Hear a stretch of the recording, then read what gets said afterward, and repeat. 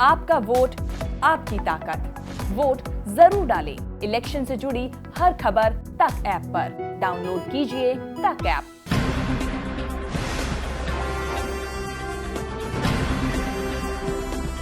मंदी का माहौल और महंगाई की मार, कुछ यही कोरोना काल का सार है। आंकड़ों में उलझाती महंगाई, जेब में घटते पैसों के चश्मदीद गवाह बनता लाचार आदमी इसी पशोपेश में फंसा है कि घर चलाएं या फिर पैसे बचाएं।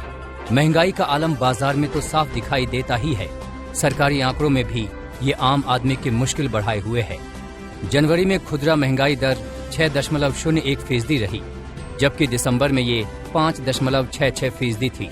सोमवार को वित्त मंत्री निर्मला सीतारमण और आरबीआई गवर्नर शक्तिकांत दास की अहम बैठक हुई थी। इस बैठक के बाद दास ने कहा था कि जनवरी में महंगाई दर 6% के करीब रहेगी।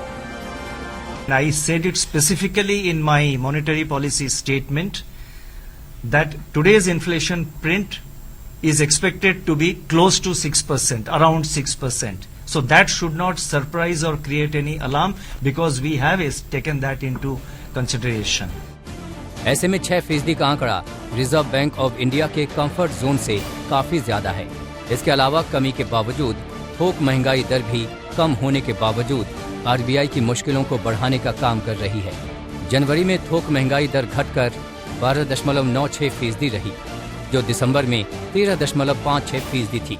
लेकिन ये लगातार 10वां महीना है जब थोक महंगाई की दर डबल डिजिट में रही है। साथ ही पिछले हफ्ते आरबीआई गवर्नर के मार्च में महंगाई के पीक पर पहुंचने के बयान से भी आने वाले दिनों में महंगाई के मोर्चे पर हालात के और बिगड़ने की आशंका हो गई है।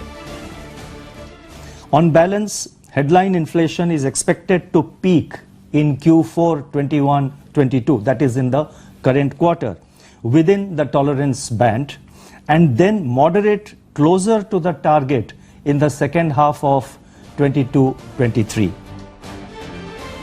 साथ ही जिस तरह से 2014 के बाद से पहली बार कच्चा तेल $90 प्रति बैरल के पार पहुंच गया है, वो भी महंगाई का रौद्र रूप दिखाने का डर पैदा कर रहा है। रूस यूक्रेन संकट गहराने पर तो कच्चा तेल $100 प्रति बैरल के भी पार पहुंच सकता है। अगर ऐसा हुआ तो चुनाव के बाद पेट्रोल डीजल की कीमतों में जबरदस्त उछाल आने की आशंका है।